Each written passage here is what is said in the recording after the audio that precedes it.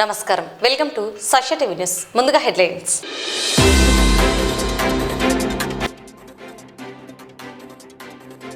నంది బాలోత్సవాలను విజయవంతం చేద్దామని పిలుపునిచ్చిన వైద్యులు క్రాంతి చైతన్య, శ్రీకాంత్.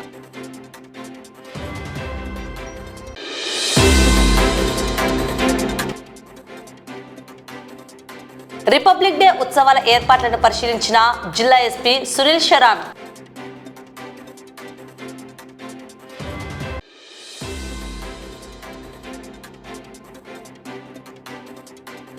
బజాజ్ ఫైనాన్స్ లో అధిక వడ్డీలపై జిల్లా కలెక్టర్ ఆడిట్ జరిపించాలని డిమాండ్ చేసిన సిపిఎం నేతలు.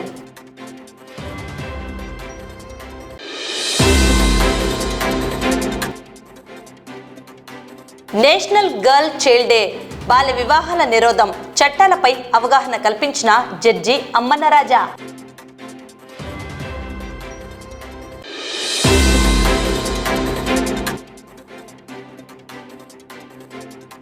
నవజీవన్ బదిరుల పాఠశాలలో national girl child day.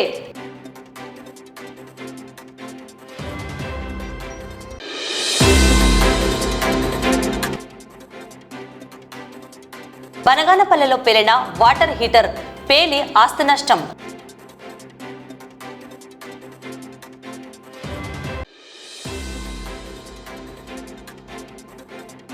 Industrial park పేరిట అంజుమన్ ఇస్లామియా సంస్థకు చెందిన వక్ఫ్ భూములను తీసుకోవడం అన్యాయమని పేర్కొన్న వైసీపీ నేతలు.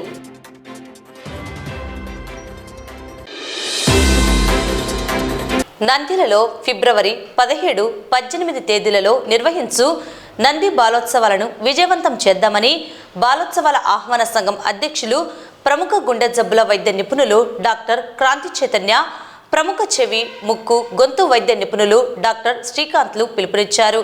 శనివారం భగత్ సింగ్ గ్రంథాలయంలో ఏర్పాటు చేసిన విలేకరుల సమావేశంలో ఆహ్వాన సంఘం ప్రధాన కార్యదర్శి గురుస్వామి, నంది విజ్ఞాన కేంద్రం కన్వీనర్ మౌలాలి, ఆహ్వాన సంఘం గౌరవ సలహాదారులు శంకరయ్య, రామరాజు తదితరులతో కలిసి వారు మాట్లాడారు. నమస్కారం అండి. ఈ నంది విజ్ఞాన కేంద్రం నంద్యాల ఆధ్వర్యంలో గత 2 సంవత్సరాల నుంచి నంది బాలోత్సవం పేరిట బాలలకు బాలోత్సవాలు జరుపుతున్నాం. ఈ బాలోత్సవాల ప్రధాన ఉద్దేశం ఏంటంటే బాలబాలికల్లో ఉండే నైతిక వికాసాన్ని పెంపొందించడం కోసం ఈ కార్యక్రమాలు ఏర్పాటు చేస్తున్నాం. గత 2 సంవత్సరాల నుంచి దిగ్విజయవంతంగా ముగించాము. అదేవిధంగా ఈ సంవత్సరం కూడా బాలోత్సవాలు నిర్వహించాలని ఆహ్వాన కమిటీ ఏర్పాటు చేశాం. ఈ ఆహ్వాన కమిటీకి గౌరవ అధ్యక్షులుగా డాక్టర్ జె రాకేష్ రెడ్డి గారు, అదేవిధంగా అధ్యక్షులుగా డాక్టర్ కాంతి చైతన్య గారు, అదేవిధంగా కార్యనిర్వాహక అధ్యక్షులుగా డాక్టర్ ఎం శ్రీకాంత్ సార్ గారుగా వచ్చి ఉన్నారు. కాబట్టి ఈ బాలోత్సవాలకు గతంలో నిర్వహించిన విధంగా ఈ బాలోత్సవాలను అన్ని జిల్లాలో ఉన్నటువంటి నంద్యాల జిల్లాలో ఉన్నటువంటి అన్ని యాజమాన్యాల పాఠశాల విద్యార్థులు, జూనియర్, సీనియర్ విద్యార్థులకు, అదేవిధంగా అంటే జూనియర్ విద్యార్థులు 5, 6, 7 తరగతులకు, అదేవిధంగా సీనియర్లు 8, 9, 10 విద్యార్థులకు అకాడమిక్, అదేవిధంగా కల్చరల్ ఈవెంట్స్ నిర్వహిస్తున్నాం. ఈ కార్యక్రమాల్లో ఈ బాలోత్సవ కార్యక్రమాల్లో అన్ని యాజమాన్య పాఠశాలలు ఖచ్చితంగా పాల్గొని ఈ బాలోత్సవాలను విజయవంతం చేయాలని కోరుకుంటున్నాం. అందరికీ నమస్కారం అండి. ఈ నంది బాలోత్సవం ఇది తృతీయ పండగ.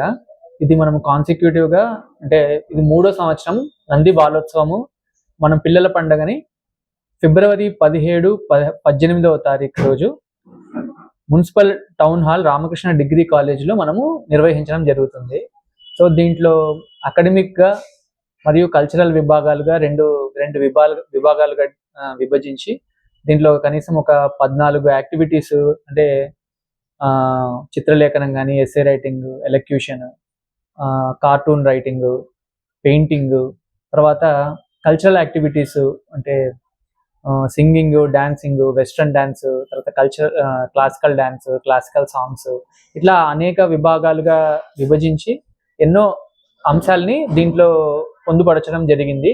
సో నంద్యాల జిల్లా ప్రజలకు, చుట్టుపక్కల ఉన్న స్కూళ్ళకి, వాళ్ళ పేరెంట్స్కి మరియు టీచర్స్కి ఈ యొక్క నంది బాలోత్సవాన్ని ఒక మంచి ప్లాట్ఫామ్గా యూజ్ చేసుకొని వాళ్ళ యొక్క ప్రతిభని ఈ ప్లాట్ఫామ్లో ప్రదర్శించాలని కోరుకుంటూ నేను విన్నపిస్తున్నాను. మంగళగిరి మండలం చిన్నకాకాని గ్రామంలో అంజుమన్ ఇస్లామియా సంస్థకు చెందిన 72 ఎకరాల వక్ఫ్ భూములను వక్ఫ్ బోర్డు చట్టాలను వ్యతిరేకిస్తూ కూటమి ప్రభుత్వం ఇండస్ట్రియల్ పార్కు ఏర్పాటు కొరకు ఇచ్చిన ఉత్తర్వులను వెంటనే వెనక్కి తీసుకోవాలని వైఎస్ఆర్సీపీ ముస్లిం మైనార్టీ నేతలు డిమాండ్ చేశారు. అధికారంలో ఉన్న కూటమి ప్రభుత్వం ప్రజల పక్షాన అందరికీ మంచి చేయాలే కానీ కేవలం రాజకీయంగా తమ అనుయాయులకు మాత్రమే మంచి చేసే కార్యక్రమాలను చేపట్టడం దారుణమని మైనార్టీ నేతలు విమర్శించారు.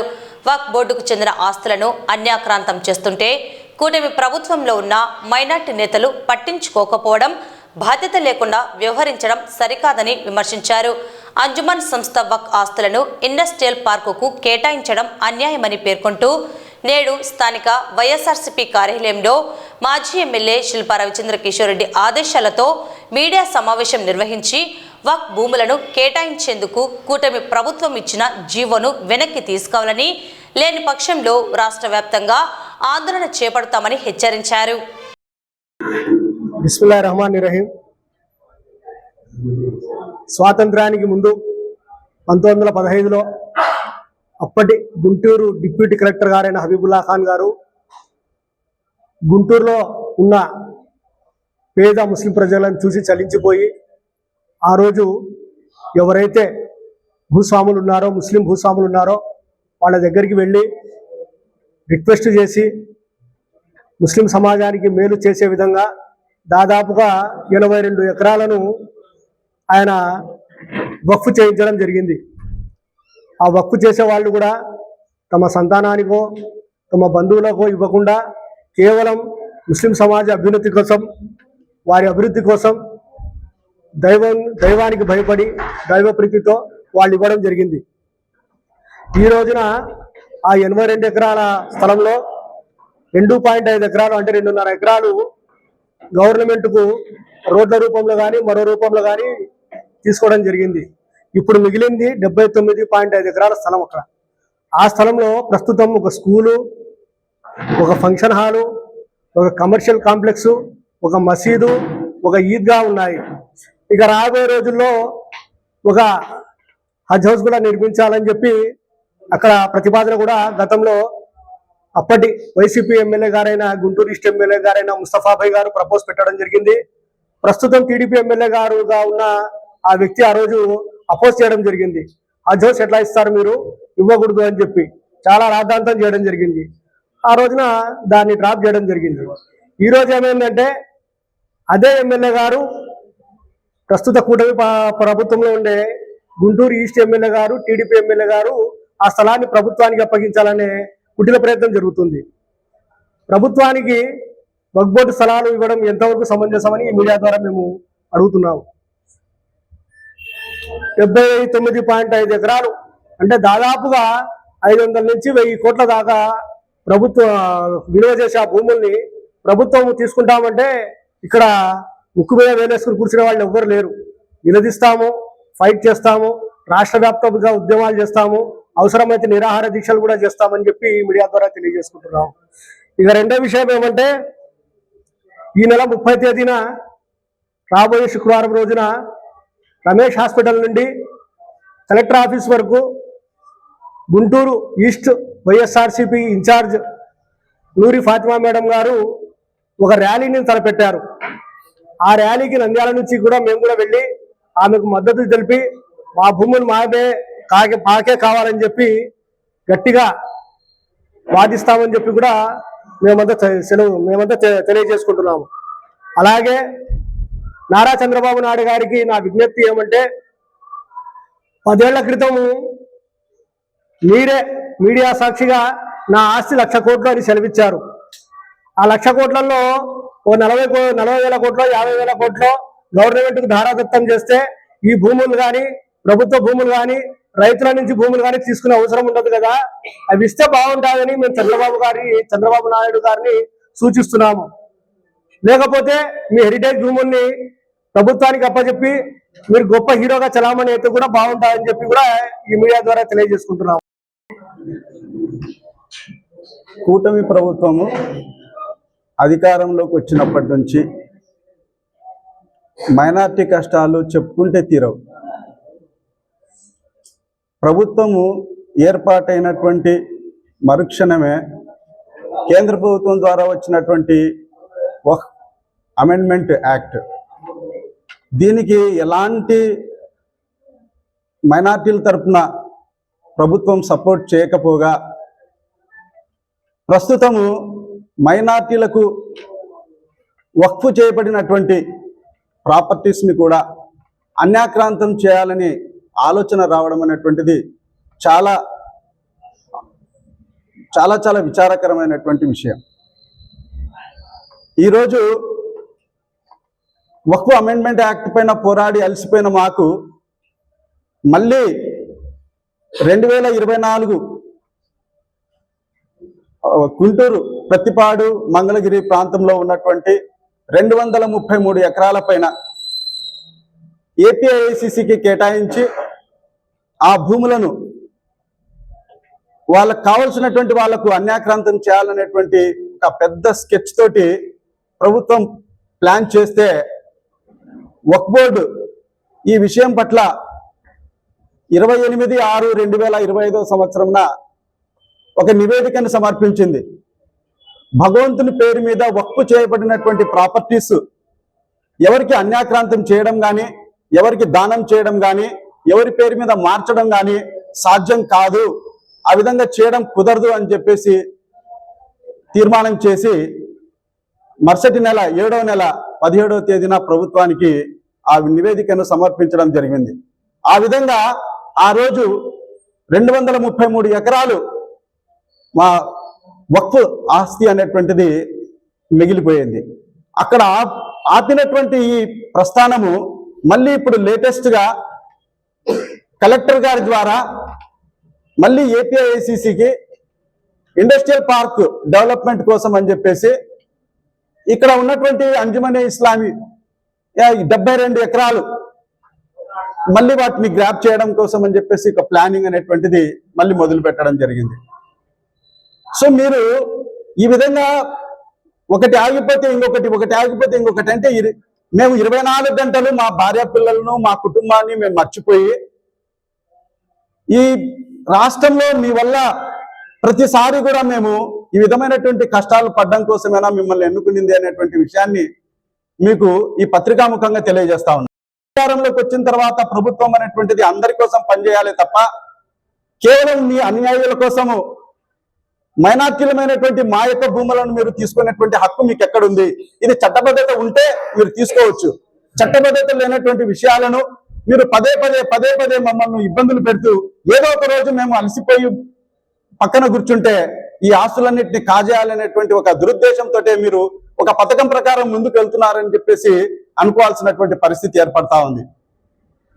ఈరోజు మీకు ప్రభుత్వం దగ్గర 1640 ఎకరాల భూమి ఉంది. అక్కడ మీరు ఆ రాజధాని ప్రాంతంలో డెవలప్మెంట్ కోసం అని చెప్పేసి అంత పొలం మీ దగ్గర, అంత భూమి మీ దగ్గర ఉంది. అలాంటప్పుడు ఆ భూమిని మీరు ఇండస్ట్రియల్ పార్క్ డెవలప్మెంట్ కోసం ఇచ్చుకోవచ్చు. కానీ దాన్ని అక్కడ అలాగే ఉంచేసి ఈ విధంగా మీరు వచ్చి ఈ మైనార్టీల యొక్క ఆస్తుల మీద పడుతున్నారు అంటే అర్థం ఏంటి? అంటే మైనార్టీలు అడగడానికి ఎవరు లేరు. ఒకవేళ ఉన్నటువంటి వాళ్ళు మా తెలుగుదేశం పార్టీలో ఉన్నటువంటి నాయకులు ఉన్నారు, వీళ్ళు నోరు వచ్చిన వాళ్ళకి మేము పదవులు ఇచ్చినాము, వీళ్ళు నోరులు ఎత్తారు, వీళ్ళు మాట్లాడరు, వీళ్ళను మాట్లాడకుండా వీళ్ళ నోర్లు కట్టేసి వీళ్ళను బలహీనపరిచి ఇక్కడ మైనార్టీల దగ్గర ఉన్నటువంటి ఆస్తులను మనం దోచుకుందాం అనేటువంటి ఆలోచనలో మీరు ఉన్నారు. ఇది ముమ్మాటికి జరగనివ్వము. ఇక్కడ ఒకరు ఇద్దరు కాదు నాయకులు ఉండేది. ప్రజల బలం అనేటువంటిది చాలా పటిష్టమైనటువంటిది. ప్రజలు తిరగబడితే ఏమవుతుందో మీకు వచ్చే ఎన్నికల్లో తెలియజేస్తాము. మీరు వెయిట్ అండ్ సీ అంతే. ఇప్పుడు మిమ్మల్ని నమ్మి మోసపోయారు. ఇంకా మాటికి మోసపోవడానికి ప్రజలు ఎవరు సిద్ధంగా లేరనేటువంటి విషయాన్ని మీరు గుర్తుంచుకోండి. అంతేకాకుండా మీరు ఇంకా ఏం చేస్తున్నారు? 1,25,00,000 రూపాయలు మీరు ఈరోజు కడపలో జరుగుతున్నటువంటి ఇస్తమాకు డబ్బులు ఇచ్చారు. దాన్ని పేపర్లలో అంత విధిగా పబ్లిసిటీ చేస్తా ఉన్నారు. మరి 2,000 కోట్ల రూపాయలకు పైగా విలువైనటువంటి భూముల్ని ఈరోజు అన్యాక్రాంతం చేస్తా ఉంటే తెలుగుదేశం పార్టీలో ఉన్నటువంటి మైనార్టీ నాయకుల నోర్లవన పడిపోయినాయా అని చెప్పేసి నేను ఒకసారి అడుగుతా ఉన్నా. ఏం చేస్తా ఉన్నారు మీరు? మీకు పదవులు ఉంటే చాలా, మీకు అధికారం ఉంటే చాలా, మీకు సంపాదన ఉంటే చాలా. అసలు ఈ పేద ప్రజల కోసం వక్ఫ్ చేయబడినటువంటి ఈ ఆస్తుల్ని సంరక్షించుకోవాల్సినటువంటి బాధ్యత మీకు లేదా అని చెప్పేసి మీకు అడుగుతా ఉన్నాను. ఈ యొక్క దుర్మార్గమైనటువంటి చర్యలను మీరుగా ఖండించకపోతే మీకు మీ ప్రభుత్వానికి రాబోయేటువంటి కాలంలో వచ్చేటువంటి రోజులు చాలా భయంకరంగా భయానకంగా ఉంటాయనేటువంటి విషయాన్ని గుర్తుపెట్టుకోవాలని చెప్పేసి తెలియజేస్తూ ఈ జీవోను వెంటనే ఉపసంహరించుకోవాలని చెప్పేసి నేను పత్రికాముఖంగా మీకు తెలియజేస్తా ఉన్నాను. రాష్ట్రంలో ముఖ్యమంత్రి శ్రీ చంద్రబాబు నాయుడు గారు ఒక పరిపాలకునిగా కాకుండా ఒక హిరణ్యాక్షుడిగా వ్యవహరిస్తున్నారని నేను భావిస్తున్నాను. విజయవాడలో కూడా రాజధాని కోసం ఇంతకుముందు 40,000 ఎకరాలు తీసుకున్నారు. తర్వాత మళ్ళీ ఒక 40,000 ఎకరాలు కావాలని ప్రయత్నం చేస్తున్నారు. అదేవిధంగా గ్రామాల్లో కూడా అన్యాక్రాంతం గిరిజనుల భూములు కూడా గ్రామ కమిటీల సిఫార్సు లేకుండా స్వాధీనం చేసుకొని తన అసమ్మధీయుల పశ్చాత్తాపాలకు ఇవ్వాలని ప్రయత్నిస్తున్నారు.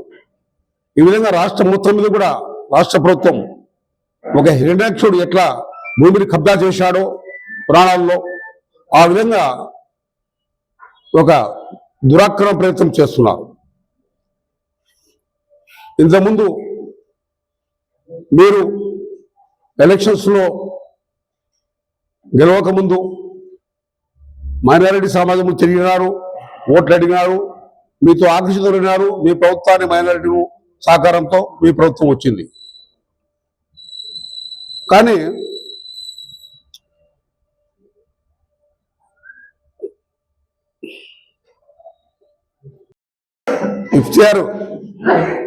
ఇఫ్తియార్ విందులు ఇచ్చి టోపీలు పెట్టుకొని ప్రజల్లో తిరిగి మసీదులకు మీ ప్రభుత్వంలో ఉన్నప్పుడు మసీదులకు సున్నం కొట్టి బహుజనులకు చిన్న చిన్న కొద్ది మందికి జీతాలు ఇచ్చి ఆకర్షణ చేసి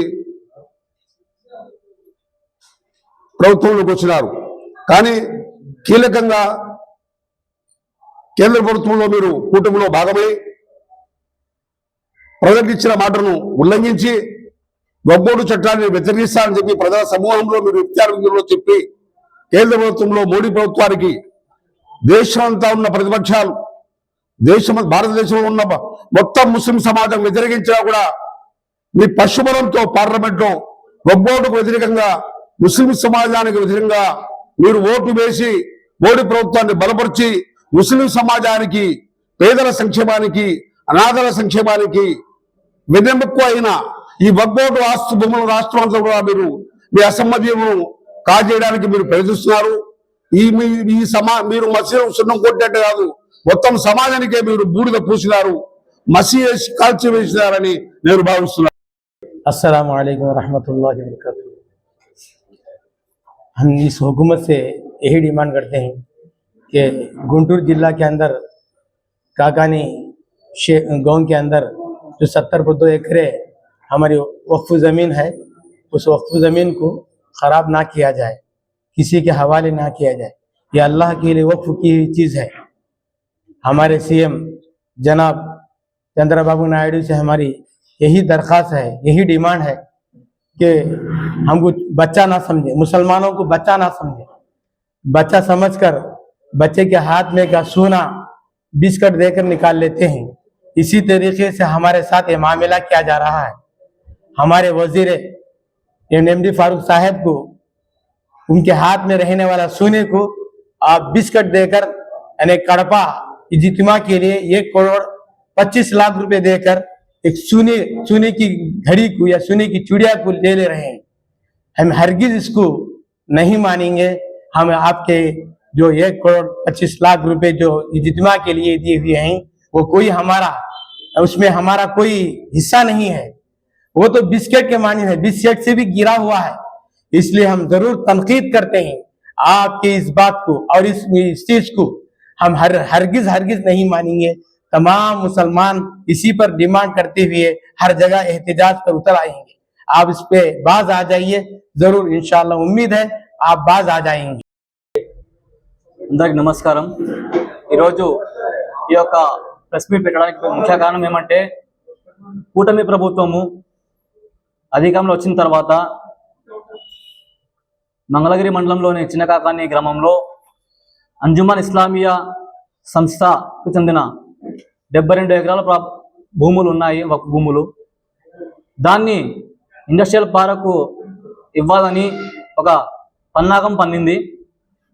ఈ ఆస్తులు ముస్లింల ఆస్తులు, అవి ముస్లింల ఆస్తులు. వక్ఫ్ భూములు అంటే అల్లా ఆస్తులు. దానికి ఎవరికి గిఫ్ట్ అనేది ఇవ్వరాదు చట్టపరంగా. కానీ కూటమి ప్రభుత్వం ముస్లింలు ఏమనుకోరులే, ముస్లింలకు తెలియదులే అని ఒక పన్నాగం పన్ని అక్కడ కలెక్టర్ గారితో ఒక నోటిఫికేషన్ ఇవ్వడం జరిగింది. ఈ ప్రాపర్టీ ఏపీఐఐసికి ఇవ్వడం జరుగుతుందని, అబ్జెక్షన్స్ ఏమైనా ఉంటే 60 రోజుల్లో అబ్జెక్షన్ కూడా తెలియజేయాలని ఒక నోటిఫికేషన్ ఇవ్వడం జరిగింది. కాకపోతే గుంటూరులో అక్కడున్న మైనార్టీ నాయకులందరూ దీనికి వ్యతిరేకిస్తూ అంజుమన్ ఇస్లామియా సంస్థ నుంచి ఒక అబ్జెక్షన్ కూడా ఇవ్వడం జరిగింది, ఈ ప్రాపర్టీ ఇవ్వడం జరగదని. ఈ యొక్క అంజుమన్ ఇస్లామియా సంస్థను స్థాపించింది హబీబుల్లా ఖాన్ బహదూర్ గారు అనే ఒక పెద్ద ఆయన, డిప్యూటీ కలెక్టర్. ఆయన స్థాపించి అక్కడున్న ముస్లిం సమాజం పేదలు ఎవరైతే ఉన్నారో వాళ్ళ అభివృద్ధి కొరకు, సంక్షేమం కొరకు ఆయన యొక్క ఆస్తుల్ని ఆయన దానం చేయడం జరిగింది. ఇప్పుడు ఆ అంజుమన్ ఇస్లామియా సంస్థ నుంచి ఎంతో మంది పేద విద్యార్థులు విద్యాభ్యాసం అభ్యసిస్తున్నారు. అదేవిధంగా ఎంతో మంది వితంతువులకు పెన్షన్లు ఇవ్వడం జరుగుతున్నది. అదేవిధంగా ఎంతో మంది పేదలకు వాళ్ళు ఎన్నో సేవా కార్యక్రమాలు చేస్తున్నారు, స్కాలర్షిప్స్ ఇవ్వడం జరుగుతున్నది. అదంతా అంజుమన్ ఇస్లామియా సంస్థకు చెందిన ఆస్తుల నుంచి ఏదైతే ఇన్కమ్ వస్తుందో ఆ ఇన్కమ్ ద్వారా పేదలకందరికీ సేవా కార్యక్రమాలు, సంక్షేమ పథకాన్ని అందించడం జరుగుతున్నది. ఇప్పుడు కూటమి ప్రభుత్వం ఏదైతే తమ బినామీలకు ఈ యొక్క అంజుమన్ ఇస్లామియా ప్రాపర్టీని ఇండైరెక్ట్ గా ఇవ్వాలనుకుంటున్నారో అది ఒకవేళ జరిగితే ఎంతో మంది పేదలు రోడ్లపైకి వస్తారు. కాబట్టి ఒకటే తెలియజేస్తున్నాము, ఈ ప్రాపర్టీ అల్లాహ్ ప్రాపర్టీ. దయచేసి అల్లాహ్ యొక్క ఆస్తులను ఎవరు కాజేయకండి.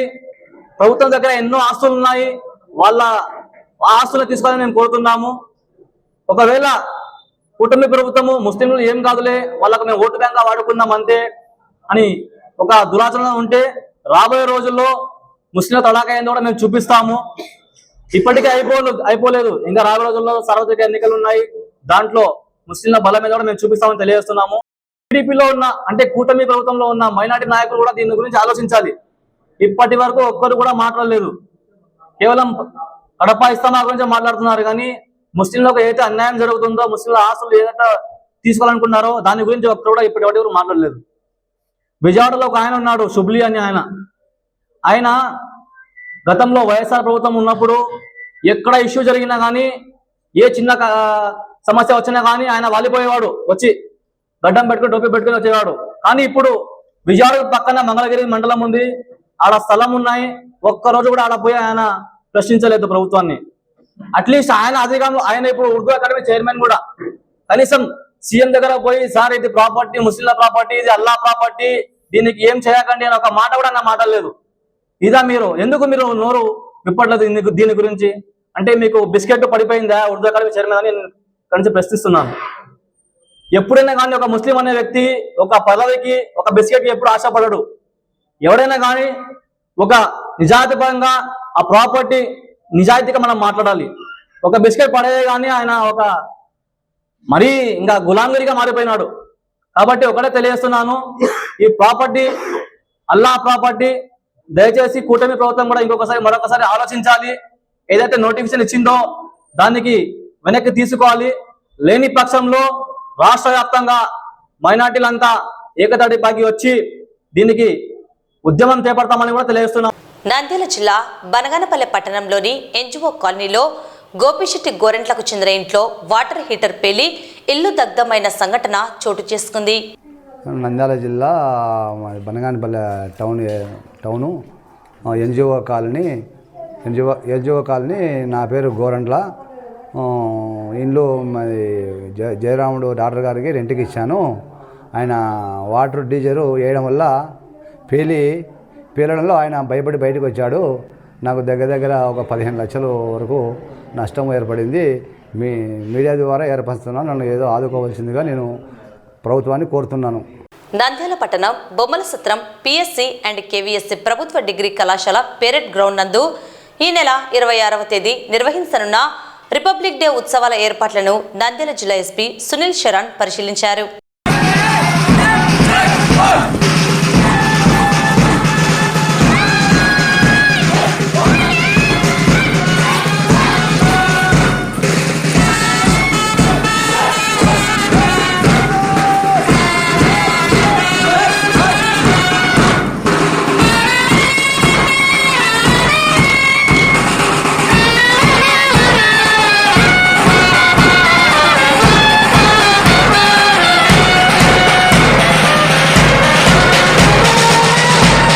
నేషనల్ గర్ల్ చైల్డ్ డే సందర్భంగా నంద్యాల పట్టణంలోని రామకృష్ణ డిగ్రీ కళాశాలలో చైర్మన్ డాక్టర్ రామకృష్ణారెడ్డి అధ్యక్షతన డైరెక్టర్ ప్రగతిరెడ్డి ఆధ్వర్యంలో బాల్య వివాహాల నిరోధం చట్టాలపై అవగాహన కార్యక్రమం నిర్వహించడం జరిగింది.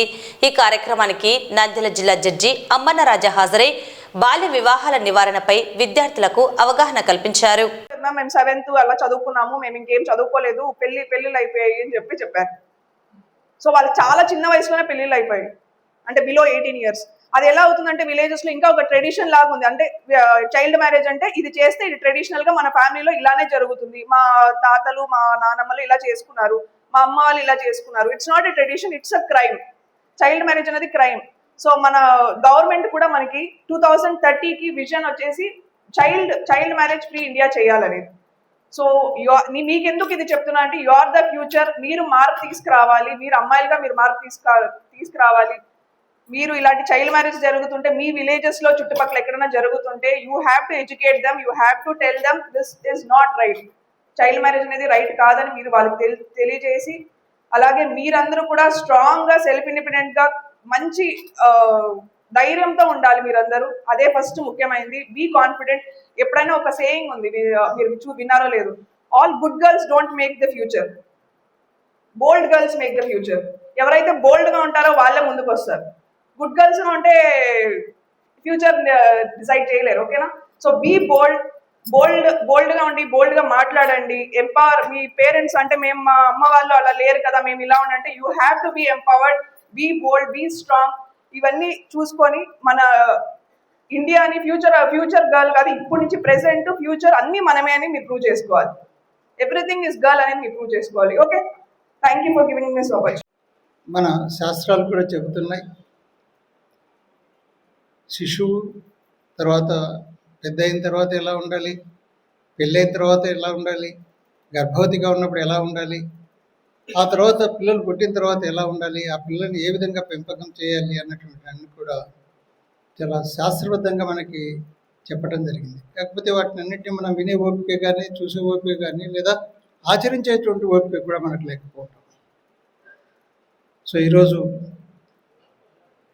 ఆ పరిస్థితి నుంచి సమాజంలో ఇబ్బందులు ఎదుర్కోకుండా ఉండడం కోసం చట్టం ఒకటి, అట్లాగే కుటుంబం బాగుండాలి అన్నటువంటి ఆలోచనతో ఇంకొక వైపున సమాజంలో కూడా పుట్టబోయేటువంటి శిశువుల వల్ల కానీ లేదా బాల్య వివాహాల వల్ల కానీ ప్రమాదాలు లేకుండా ఉండడం కోసం మరొక వైపు ఈ డిఫరెంట్ అంశాల మీద ఆలోచించి మంచి చట్టాలు తీసుకురావటం జరిగింది. దాని ప్రభావం భవిష్యత్తులో మంచిగా ఉంటుంది అని చెప్పేసి నేను భావిస్తున్నా.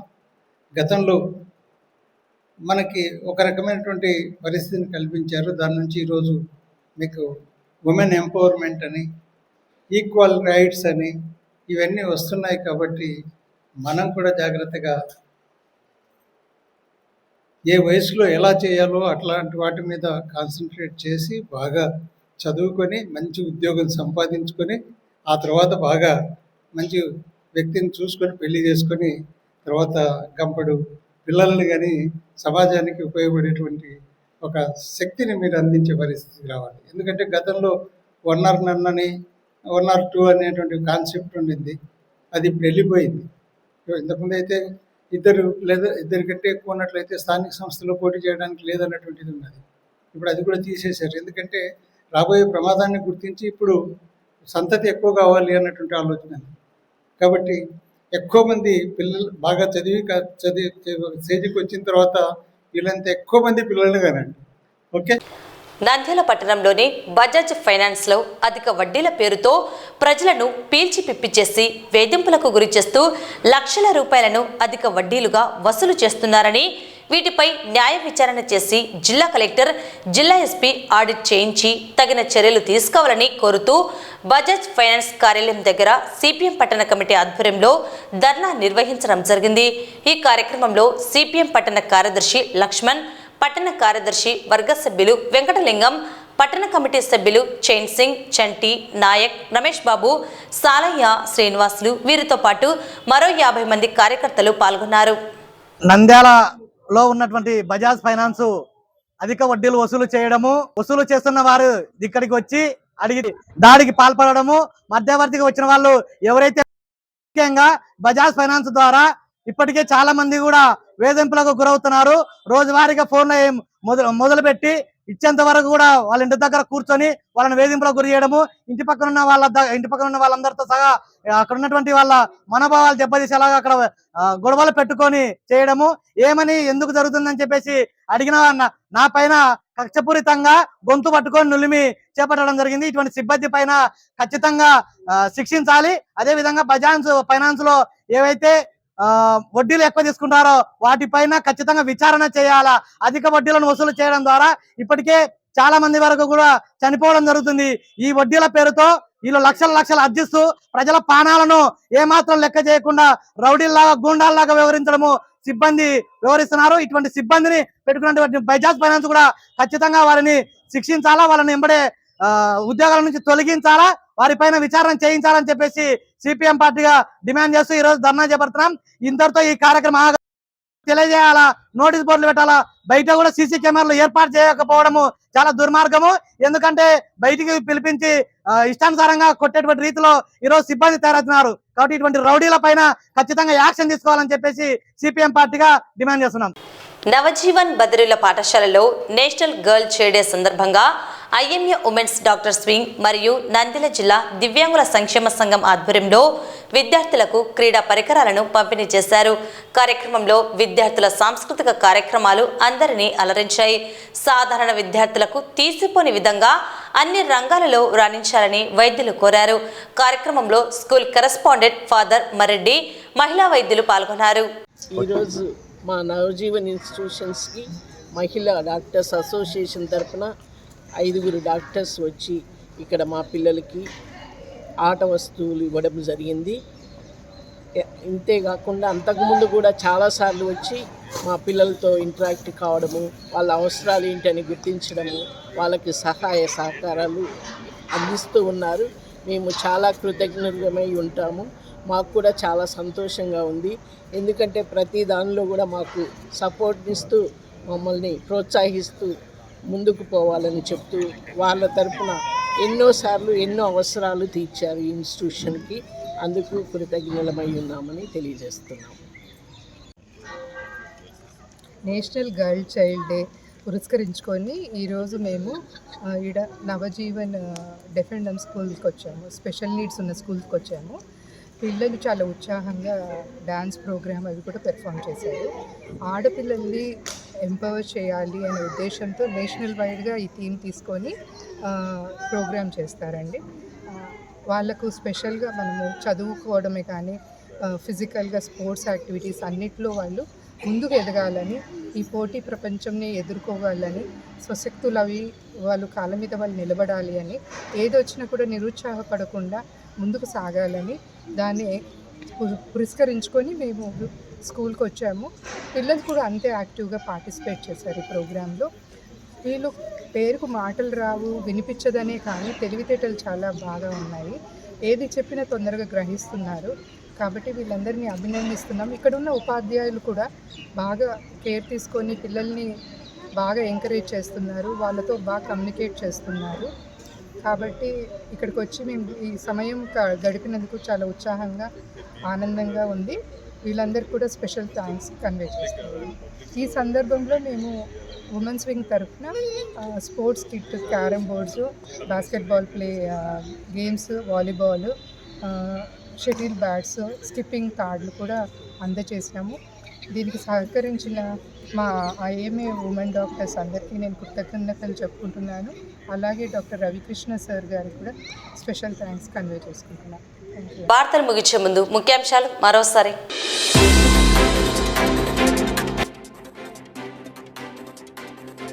నంది బాలోత్సవాలను విజయవంతం చేద్దామని పిలుపునిచ్చిన వైద్యులు క్రాంతి చైతన్య, శ్రీకాంత్.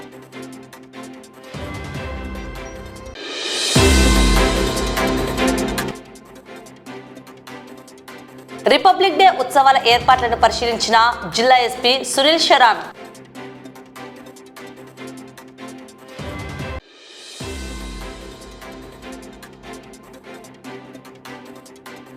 బజాజ్ ఫైనాన్స్ లో అధిక వడ్డీలపై జిల్లా కలెక్టర్ ఆడిట్ జరిపించాలని డిమాండ్ చేసిన సిపిఎం నేతలు.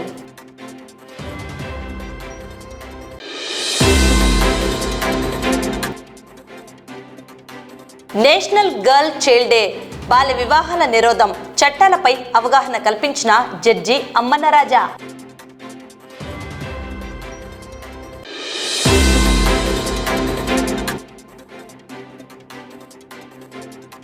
నవజీవన్ బదిరుల పాఠశాలలో national girl child day.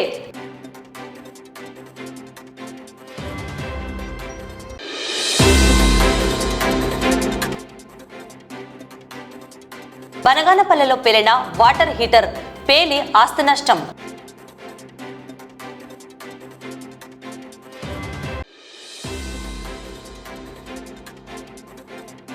Industrial park పేరిట అంజుమన్ ఇస్లామియా సంస్థకు చెందిన వక్ఫ్ భూములను తీసుకోవడం అన్యాయమని పేర్కొన్న వైసీపీ నేతలు.